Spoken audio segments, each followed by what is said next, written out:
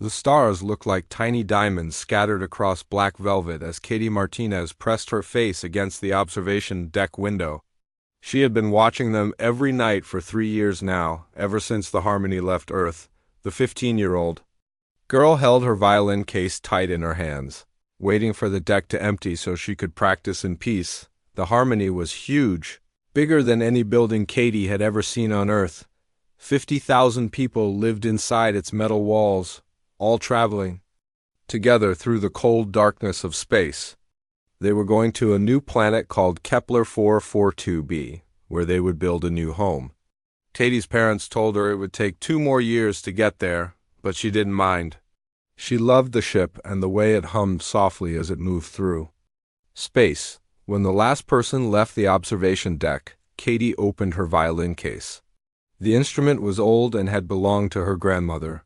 The wood was dark and smooth, and it felt warm in her hands. She tucked it under her chin and began to play. The music filled the empty room like water filling a glass. Katie played a sad song about missing home, then a happy song about dancing in the rain. Her fingers moved across the strings like they had a mind of their own. She had been playing since she was 6 years old, and now the violin felt like part of her body. As she played, Katie didn't notice that the ship's computer system, Aria, was listening. Aria was different from other computers. She could think and feel almost like a human. The artificial intelligence had been watching Katie play for months now, recording every note and studying the patterns in her music. Interesting, Aria whispered to herself in the ship's data core. The mathematical sequences are complex, but there's something more, something I cannot calculate. Captain Lisa Brooks was walking down the corridor when she heard the music drifting from the observation deck. She stopped and listened, feeling her tired shoulders relax for the first time in weeks. Running a ship with 50,000 people was hard work, and she rarely had time to rest. The captain followed the sound and found Katie playing by the window. The girl's eyes were closed, and she swayed gently as she played. The stars seemed to dance along with her music, and for a moment, Captain Brooks forgot about all her worries. "That's beautiful," the captain said softly when Katie finished the song. Katie jumped and nearly dropped her violin. "I'm sorry, Captain. I didn't know anyone was listening. I can leave if you want." "No, please stay," Captain Brooks said, sitting down in one of the chairs. "I haven't heard live music in months. Would you play something else?" Katie smiled and began to play again. This time she chose a song her grandmother had taught her, a melody that seemed to tell a story about brave people traveling to new worlds.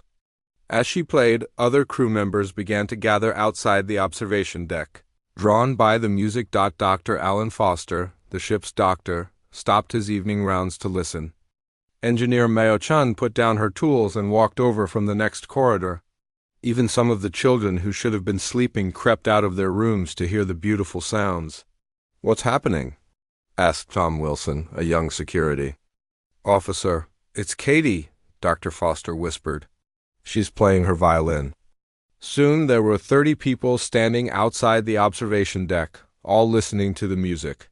Nobody wanted to go inside and disturb Katie, but they couldn't bring themselves to leave either. The music made them feel things they had almost forgotten during the long journey through space. Katie finished her song and looked up to see all the faces watching her through the doorway. Her cheeks turned red with embarrassment. "I'm sorry," she said. "I didn't mean to gather a crowd." "Don't apologize," Captain Brooks said. "That was exactly what we all needed to hear." From that night on, Katie's music became part of the ship's daily routine. She would play in the observation deck every evening, and people would gather to listen. Some brought their children, who would sit quietly on the floor and watch Katie's fingers dance across the strings. Aria continued to study Katie's music, trying to understand what made it so special. The artificial intelligence could analyze the sound waves and the mathematical patterns, but there was something else in the music that she couldn't measure or explain. "Captain," Aria said one morning, "I have been studying Katie Martinez's musical performances." "Oh?" Captain Brooks looked up from her morning coffee. "What have you learned?" "The music has a measurable effect on the crew's stress levels and productivity." Heart rates decrease, sleep patterns improve, and there are fewer conflicts between passengers. Captain Brooks smiled. Music has always had that effect on humans, Arya. It's part of what makes us human. But there's more, Arya continued. I detect patterns in the music that seem to correspond to human emotions. It's as if Katie is translating feelings into sound. The captain nodded. That's exactly what she's doing. It's called expression, and it's one of the most important things about being human. 3 months later, the Harmony received a distress signal from somewhere in deep space. The signal was weak and strange, using frequencies that human ships had never used before. Captain Brooks ordered the ship to change course and investigate. It could be dangerous, warned Security Chief Ryan Adams. We don't know what's out there. We have to help, Captain Brooks replied. It's the right thing to do. As the Harmony approached the source of the signal, they found a ship unlike anything humans had ever seen. It was made of a silver metal that seemed to shift and change in the starlight. The ship was badly damaged, with huge holes in its hull. Scan for life signs, Captain Brooks ordered. I'm detecting 17 life forms, reported Dr. Foster. But they're not human. The biological readings are completely different. That evening, as the rescue operation began, Katie played her violin in the observation deck as usual. But this time, something strange happened. The ship's communication system picked up her music and broadcast it on all frequencies, including the emergency channel they were using to talk to the alien ship. Across the void of space, 17 alien beings heard human music for the first time in their species' history. They stopped what they were doing and listened, their logical minds struggling to understand what they were hearing. It was the beginning of something that would change the galaxy forever. The alien ship docked with the Harmony 12 hours later. Captain Brooks stood in the main docking bay with her best officers, waiting to meet beings from another world. Her heart was beating fast, but she tried to look calm and strong. Remember, she told her team, we don't know anything about these aliens. Be polite, be careful, and let me do the talking. Dr. Alan Foster held his medical scanner ready. He had no idea what alien bodies might look like, but he wanted to help if they were hurt. Security Chief Ryan Adams kept his hand near his weapon, just in case. The airlock door opened with a soft hiss. 3 tall figures stepped through, and everyone in the docking bay held their breath. The aliens were 7 feet tall and very thin. Their skin was gray like metal, and their eyes were large and completely black. They wore dark blue uniforms that seemed to be made of the same shifting metal as their ship. When they moved, they made no sound at all. The tallest alien stepped forward. When it spoke, its voice came from a small device on its chest, translating its words into English. I am Primary Logic Coordinator Vexthal of the Zenthara Exploration Vessel Reason. We express gratitude for your assistance. Captain Brooks stepped forward and smiled. I'm Captain Lisa Brooks of the human ship Harmony. We're glad we could help. Vexthal's large black eyes studied the captain. We detected unusual sound patterns during your approach. Our senses could not identify the source or purpose of these patterns. Sound patterns? Captain Brooks looked confused for a moment. Then she remembered Katie's music from the night before.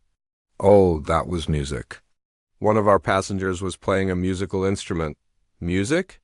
Vexthal repeated the word like it was strange and new. Please define this term. Dr. Foster stepped forward. Music is organized sound that humans create for pleasure and emotional expression. It's a form of art. Art? Another alien, smaller than Vexthal, spoke up. We do not understand. What is the logical purpose of creating unnecessary sound patterns? Captain Brooks realized this was going to be harder than she thought.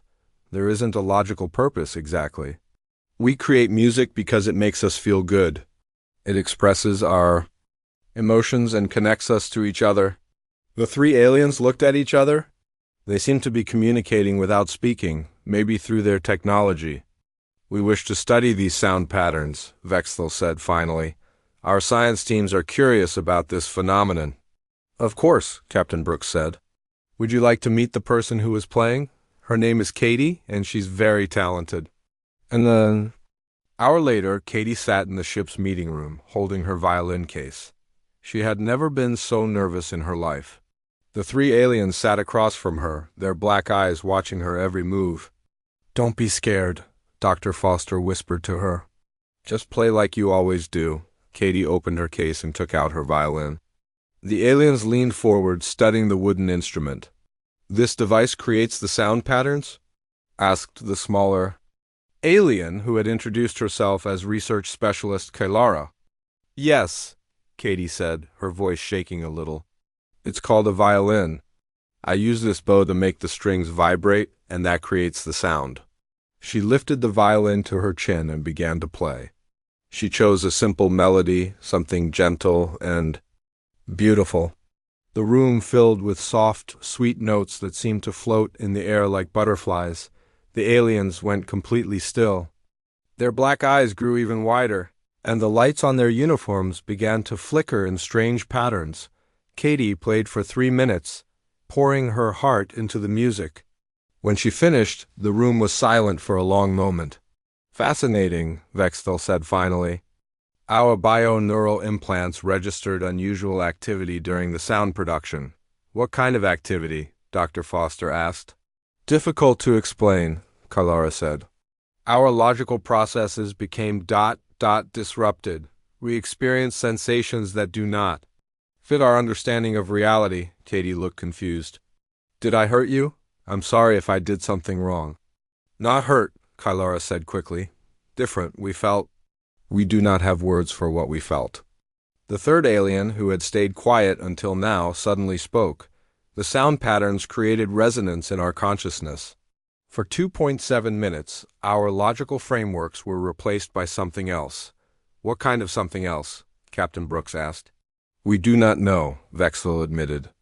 "This is the first time our species has encountered such phenomena." Katie played 2 more songs for the aliens. Each time their uniforms flickered with strange lights, and they seemed to enter a kind of trance. When she finished, they sat in silence for several minutes. "We must report this to our High Council," Vexthel said finally. "This discovery could change our understanding of consciousness itself." "You're welcome to stay and learn more," Captain Brooks offered. "Katie could teach you about different types of music." But Karolina was already shaking her head. "We must return to our ship. The Council will need to analyze this data immediately." As the aliens prepared to leave, Karolina approached Katie quietly. "Human child," she said, "may I ask you something?" "Sure," Katie said. "When you create these sound patterns, what do you feel inside your mind?" Katie thought for a moment. "I feel everything: happy, sad, excited, peaceful. Sometimes I feel like I'm telling a story without words. Sometimes I feel like I'm painting pictures with sound." Karolina's uniform lights flickered faster. "Pictures with sound," she repeated. "Stories without words. These concepts are intriguing." "I could show you more tomorrow," Katie offered, "if you want to learn." "I would like that very much," Karolina said, "but I do not know if the Council will allow it." After the aliens left, Katie sat alone in the meeting room, still holding her violin. She felt strange, like something important had just happened, but she wasn't sure what. Dr. Foster came back into the room. "How do you feel?" he asked. "Confused," Katie admitted. "They acted like they had never heard music before. Is that possible?" "It seems like it," Dr. Foster said. "Their species appears to be completely logical. They might not have developed art or music the way humans did." "That's so sad," Katie said. "I can't imagine living without music." Meanwhile, on the Zenthara ship, Karolina sat in her quarters, thinking about what she had experienced. She had secretly recorded Katie's performance, something that went against Zenthara protocols. But she couldn't stop herself from listening to it again and again. Each time she heard the music, she felt the same strange sensations. Her logical mind tried to analyze and categorize what was happening, but it was like trying to measure the color of water or the weight of dreams for the first time in her life. Karolina understood that there were things in the universe that couldn't be explained by logic alone. And somehow, this human child had shown her a door to a whole new way of experiencing reality. The reason departed the next morning, but Karolina kept the recording of Katie's music hidden in her personal files. She didn't know it yet, but this simple act of rebellion would soon change the fate of both their species forever. 3 weeks after the Xanthara ship left, Captain Brooks received an urgent message. The communication came through the Deep Space Network, and it was not friendly. Human vessel Harmony, you are ordered to stop all movement and prepare for inspection, the message said. By order of the Xanthara High Council, you are suspected of carrying weapons of psychological warfare. Captain Brooks stared at the message in confusion. Weapons? What weapons? Arya's voice came through the ship's speakers. Captain, I believe they are referring to Katie's music. The Xanthara must have reported it to their government. Music isn't a weapon, Captain Brooks said, but even as she spoke, she remembered how the aliens had reacted to Katie's violin playing. Their uniforms had flickered and they had seemed almost hypnotized. Dr. Foster rushed into the bridge. Captain, we're picking up multiple ships on long-range sensors. They're Xanthara vessels and they're moving fast. Within hours, 5 gray. Xanthara ships surrounded the Harmony. They were sleek and dangerous looking, with weapons that glowed with blue energy. Captain Brooks had never felt so helpless. This is High Command Enforcer Zikmer, a new voice said through the communication system. We demand you surrender the human who creates the disruption patterns. You mean Katie? Captain Brooks asked. She's just a child playing music? She hasn't done anything wrong. The sound patterns you call music have been classified as a form of mind control, Zikmer replied. Our scientists report that exposure to these patterns causes logical breakdown and emotional instability. Captain. Brooks felt angry.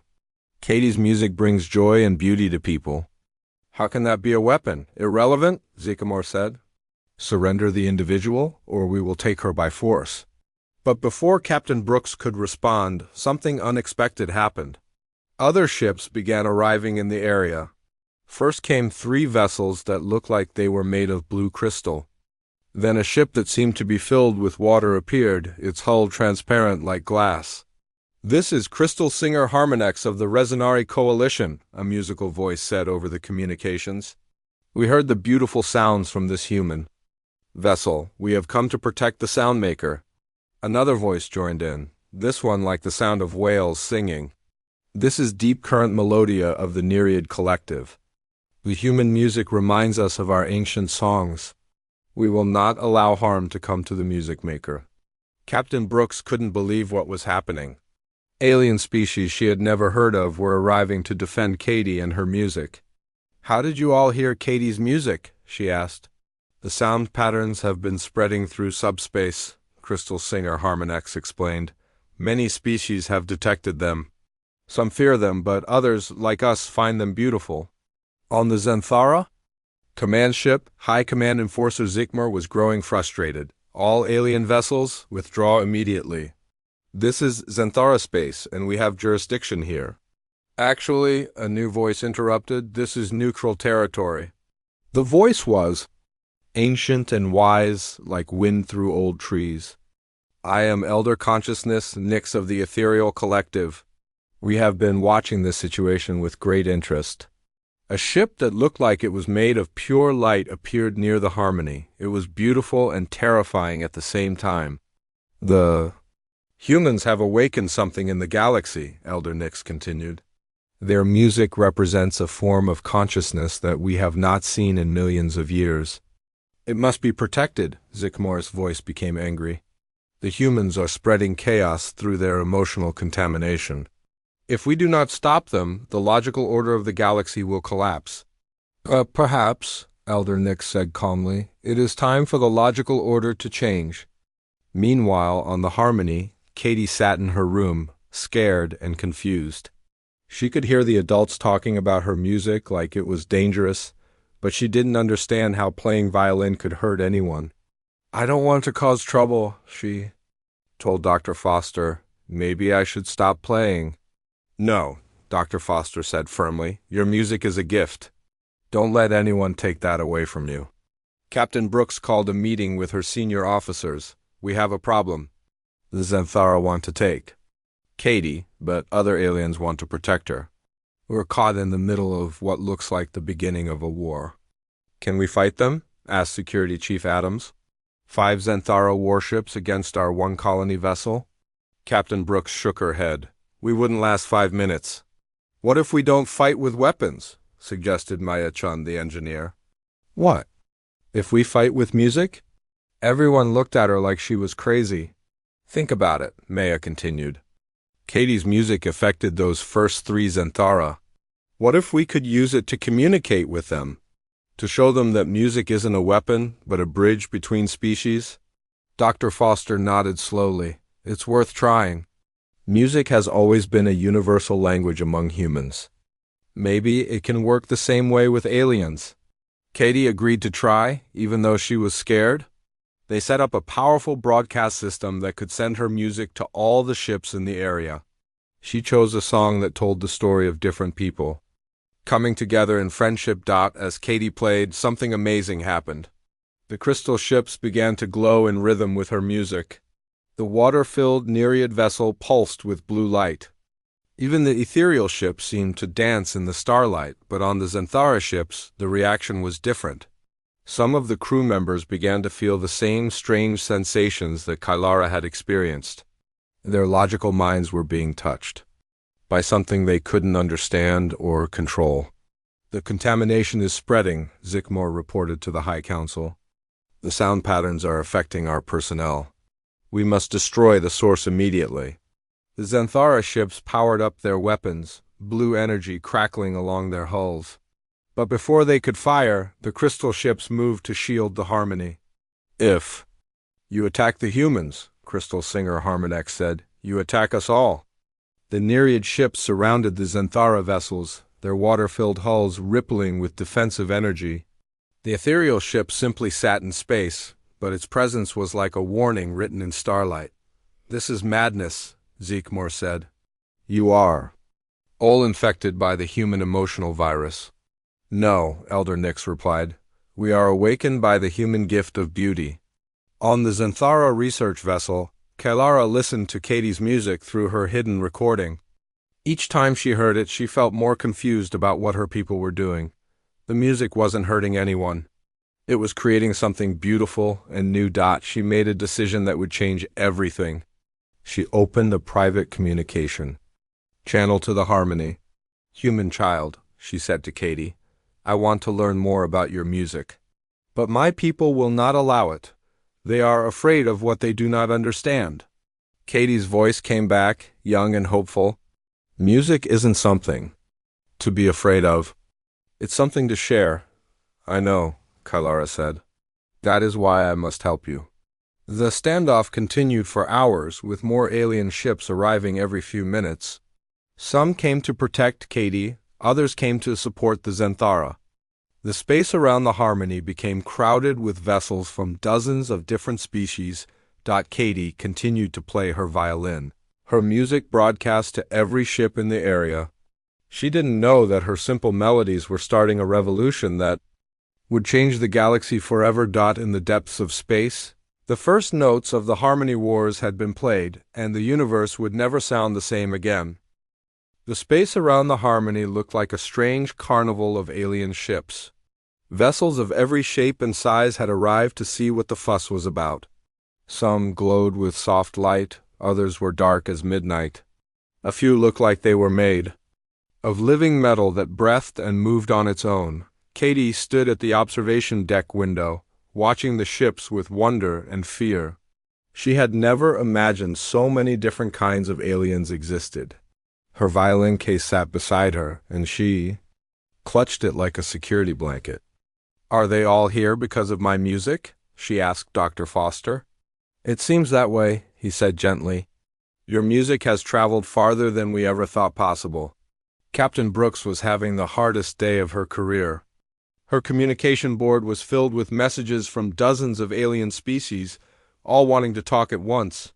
Some wanted to protect Katie, others wanted to study her, and a few wanted to capture her for their own purposes. This is Commander Stone.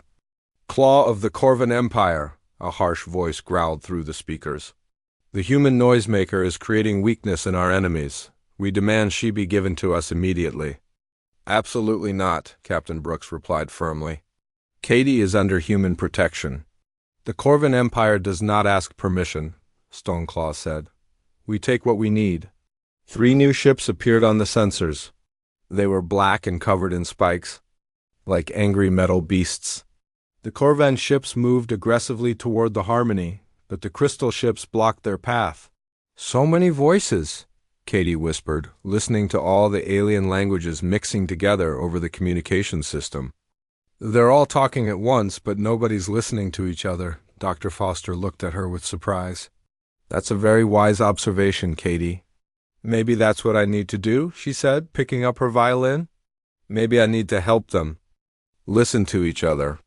Meanwhile, in the ship's laboratory, Maya-Chun was working on a special project. She had been studying the recordings of Katie's music and the alien reactions to it. She was trying to understand how music could affect so many different species. Arya, she called to the ship's artificial intelligence, can you help me analyze these sound patterns? Of course, Maya, Arya replied. I have been studying human music for months. There are mathematical relationships in Katie's playing that seem to match universal constants. Universal constants? Maya asked. Yes, the patterns in her music match the frequencies of atomic structures, the rhythms of planetary orbits, and even the pulse of distant stars. It's as if she's playing the music of the universe itself. Maya felt excited. If that's true, then maybe we can use music to communicate with all these different species at once. She ran to find Katie and Dr. Foster. Katie, I have an idea. What if you could play music that includes sounds from all these different alien species? Like a song that speaks to everyone at the same time? Katie looked thoughtful. I've never tried anything like that before, but I could try. Dr. Foster brought recordings of the different alien languages and communication sounds. The crystal beings made musical chimes when they talked. The water-dwelling nereid sang in long, flowing notes. The ancient ethereals spoke in whispers that sounded like wind, even the angry. Corvan had a rhythm to their growling voices. Katie listened to all the sounds carefully. Then she began to experiment, playing notes on her violin that matched the alien voices. Slowly, she started to weave them together into something new. This is incredible, Dr. Foster said. You're creating a musical language that includes everyone. As Katie worked on her new composition, trouble was brewing among the alien fleets. The Corvan ships were getting impatient, and the Zenthara were preparing for another attack. Some of the newer arrivals were starting to argue about who had the right to claim Katie's music. The child belongs to no one, Elder Nick said in her ancient voice. But her gift belongs to everyone. The ethereals speak wisdom, agreed Crystal Singer Harmonex. But how do we protect the gift from those who would use it for war? We fight, growled Stoneclaw. The strong take what they need. Violence will only create more violence, sang Deep Current Melodia. There must be another way. On the research vessel, Kalara was having her own problems. Other Zenthara officers had discovered her secret recordings of Katie's music. They reported her to High Command Enforcer Zikmor. You have been contaminated by the human emotional virus, Zikmor told her. You will be taken back to the homeworld for treatment. It's not a virus, Kalara said bravely. It's beauty. It's something wonderful that we've never experienced before. Silence, Zikmor commanded. You are no longer fit for duty. But Kalara had made up her mind. She sent one final message to the Harmony. Human child, I will try to help you. My people are preparing to attack. You must be ready. Katie received the message while she was still working on her new composition. She felt scared, but also determined. She had been working for 6 hours straight, and her fingers were sore, but she was almost finished. I think I've got it, she told Naya and Dr. Foster. It's a song that tells the story of all these different species coming together. Each part sounds like a different alien language, but they all work together to make something beautiful. That's perfect, Maya said. But we need to broadcast it to all the ships at once. Can you handle playing for such a huge audience? Katie looked out at the dozens of alien ships surrounding them. I have to try. If music really is a universal language, then maybe this song can help everyone understand each other. Captain Brooks gathered her senior officers for an emergency meeting. The situation is getting worse. The Corvan ships are moving into attack position, and the Zenthara are powering up their weapons. We need to do something fast. Katie's almost finished with her new composition, Dr. Foster reported. She thinks it might help calm the situation. It's worth a try, Captain Brooks said. But we need to be prepared for anything. If this doesn't work, we might have to fight our way out. Security Chief Adams checked his weapons. The Harmony isn't built for combat. We've got some defensive systems, but nothing compared to those warships out there. Then we better hope Katie's music works. Captain Brooks said. An hour later, Katie stood in the ship's main communication center. Engineers had rigged up the most powerful broadcast system they could create. Her music would be sent to every ship in the area at the same time. Are you ready? Captain Brooks asked. Katie nodded, though her hands were shaking. She lifted her violin and began to play her new composition. She called it Flowers of Space, and it told the story of life blooming across the galaxy. The song started with a simple melody that sounded like the Zenthara's logical voice patterns. Then it grew, adding the crystalline chimes of the Resonari, the flowing whale songs of the Nereid, and the whispered wisdom of the ethereals. Even the harsh growls of the Corvan were woven into the music, transformed into something powerful and beautiful. As the music spread through space, something amazing happened. The alien ships began to respond. The crystal vessels glowed brighter. The water-filled Nereid ships pulsed with gentle light. Even some of the Zenthara ships stopped their aggressive movements and just listened. But the most surprising reaction came from the Corvan vessels. Their black, spiky hulls began to vibrate, in rhythm with the music. For the first time in their species' history, the warrior race felt something besides anger and the need to fight. Katie played for 20 minutes, pouring her heart into every note. When she finished, the space around the Harmony was completely quiet. Dozens of alien ships floated in peaceful silence, all listening to the echoes of her music. Then, one by one, the aliens began to speak. But this time, they weren't shouting or arguing. They were talking to each other, trying to understand what they had just experienced together. The human child has shown us something new, Crystal Singer Harmonex said softly. She has given us a language that speaks to the heart instead of just the mind. Yes, agreed Deep Current Melodia. We have heard the song of the universe itself. Even Stoneclaw, the fierce Corvan commander, seemed changed. The music! It made us feel things we have never felt before. Things that are not weakness, but strength of a different kind. Katie smiled, tears running down her cheeks. Her music had done something she never thought possible. It had helped dozens of different species understand each other, even if just for a moment. But the real test was still to come. The Zenthara High Command would not give up easily, and there were forces in the galaxy that feared what Katie's music might do to their carefully ordered worlds. The universal language had been spoken, but the conversation was just beginning. 2 months after Katie's universal song, the galaxy began to change in ways nobody expected. News of the human music spread through space faster than light, carried by traders, explorers, and refugees from dozens of different worlds on the Zenthara homeworld. Something strange was happening. Young Zenthara who had heard recordings of Katie's music were starting to create their own sounds.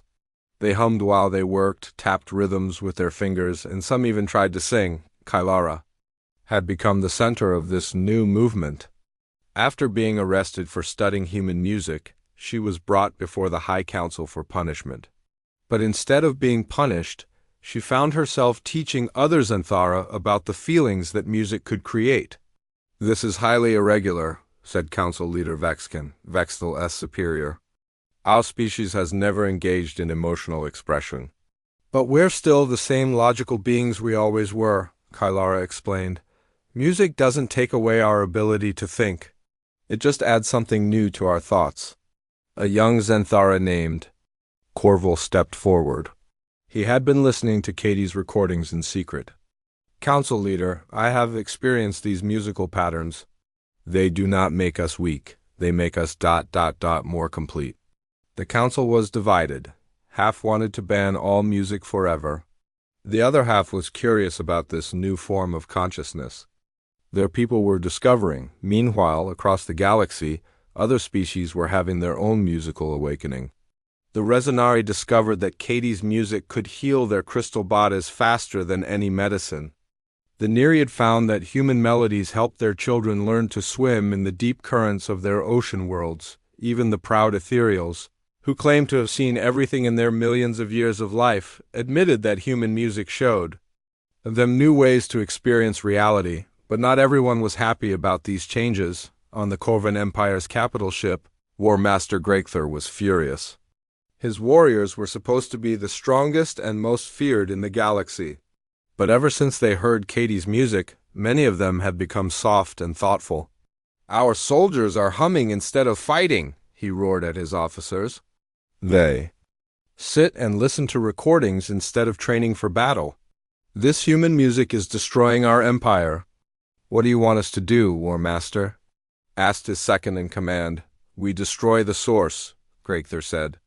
"We find this human girl and end her music forever. Then our warriors will return to their proper strength." Gregthur began gathering the largest Corvan fleet in history. Hundreds of black, spike-covered warships prepared for a mission that would take them across the galaxy to find Katie Martinez, back on the Harmony. Katie had become something she never wanted to be: famous. Every day brought new messages from alien species asking her to visit their worlds, teach their people, or create special music just for them. "I just want to play violin," she told Captain Brooks. "I never asked to be the galaxy's music teacher." "I know it's hard," Captain Brooks said. "But you've given the galaxy something incredible. You've shown everyone that differences don't have to divide us." Katie was practicing in the observation deck when Arya interrupted her. "Katie," the artificial intelligence said, "I'm detecting a large fleet approaching our position. They're Corvan ships, and there are many of them." Katie felt her heart start beating fast. "Are they coming to hear music?" "I don't think so," Arya said gently. "Their weapons are powered up, and they're not responding to our communication attempts." Captain Brooks rushed to the bridge when she heard the news. Through the main view screen, she could see the Corvan fleet approaching. There were more ships than she could count, all black and dangerous-looking. "This is War Master Gregthur of the Corvan Empire," a harsh voice came through the speakers. "Surrender the noisemaker immediately, or we will destroy your ship and everyone on it." "The girl is under our protection," Captain Brooks replied. "She's done nothing wrong." "She has poisoned our warriors with weakness," Gregthur snarled. "This ends now."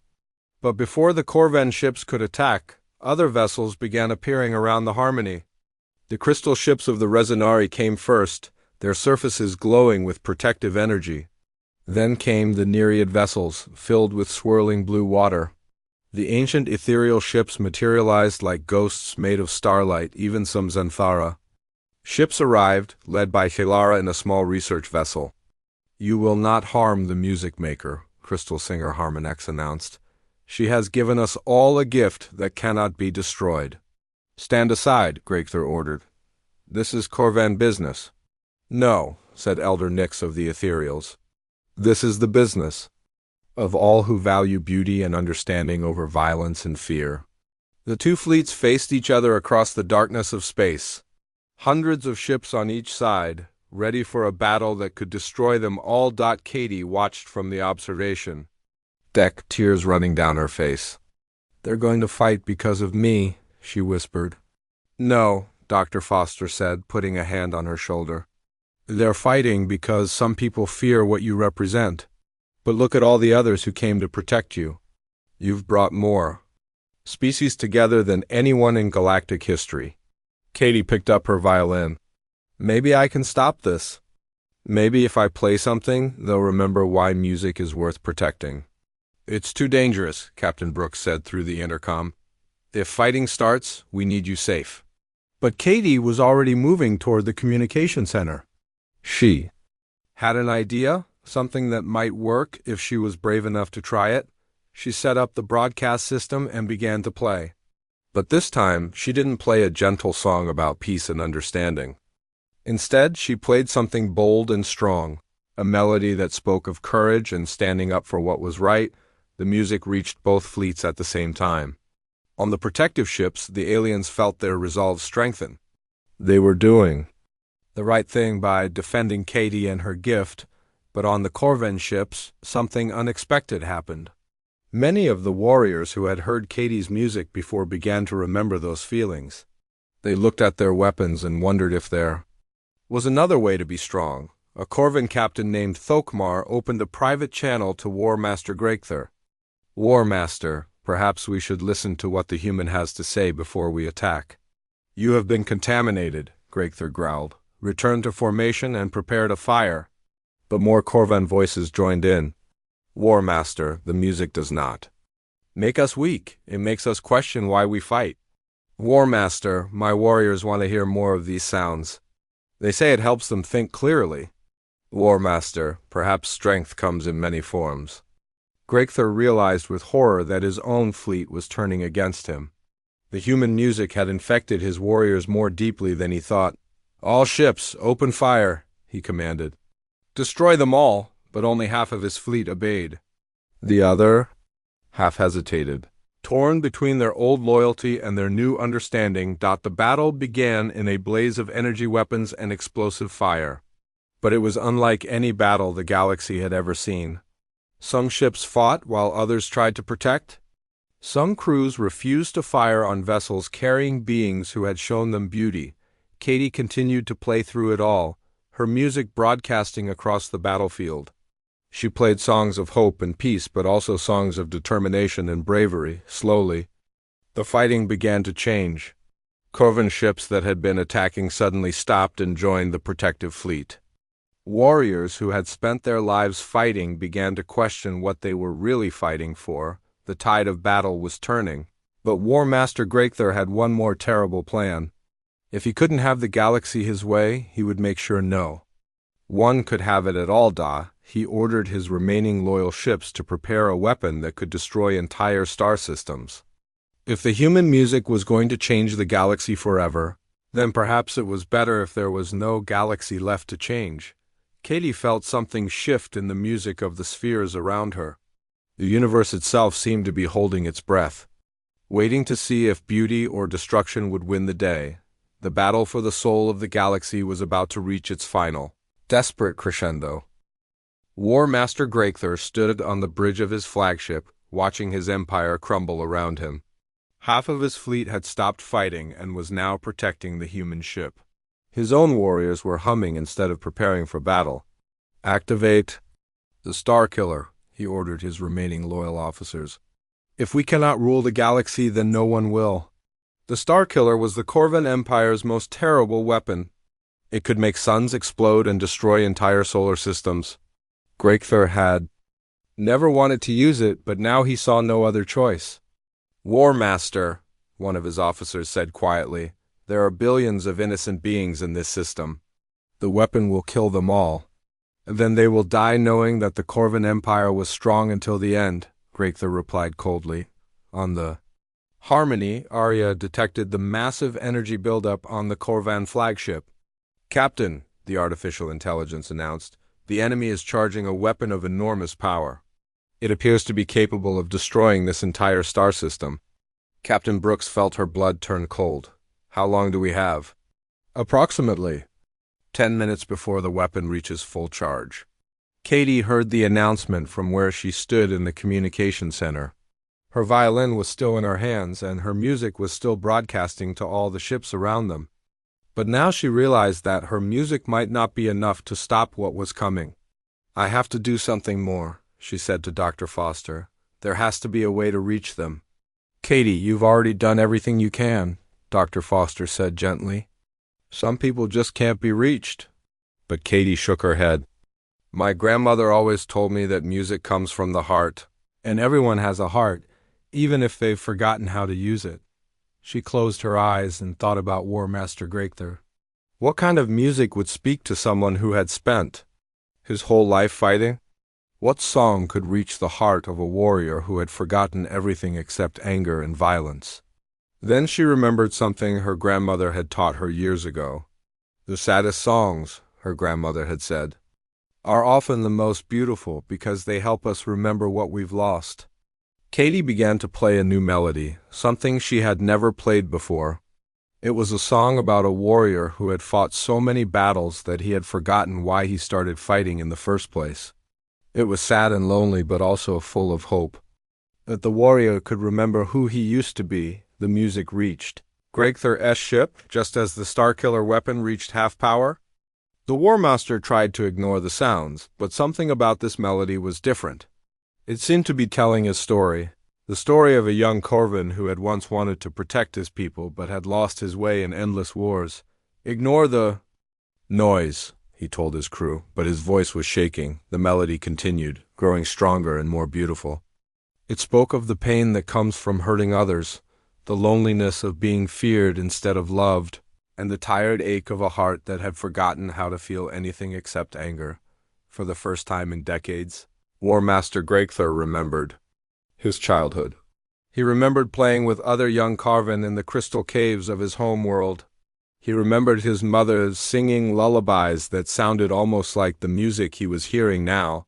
War Master, his weapons officer said, the Starkiller is at 75% charge. But Greater wasn't listening anymore. The music had opened a door in his heart that he had locked away long ago. He remembered the first being he had killed in battle and how sick it had made him feel. He remembered promising himself that he would only fight to protect others, never to conquer them. When had he become the monster that other species feared? The music reached its climax, a soaring melody that seemed to offer forgiveness and a chance to start over. Katie poured all her hope and compassion into the song, playing for the scared young Corvin that she somehow knew was still hiding inside the terrible War Master. War Master, his second-in-command said urgently, the weapon is at 90%. Charge. Your orders? Greater looked around at his bridge crew. They were all watching him, waiting for his command. These warriors had followed him for years, trusting that he would lead them to glory. But what kind of glory was there in destroying entire worlds? Power down the Starkiller, he said quietly. War Master? His weapons officer looked confused. Aye, said power down the weapon, Greater repeated, his voice stronger now. The human child is right. We have forgotten what it means to be truly strong. Across the battlefield, other Corvin ships began to stop fighting. The music had reached them all, reminding them of who they used to be before centuries of war had. Hard in their hearts, Captain Thokmar, who had been one of the first to question the attack, opened a communication channel to all Corvin vessels.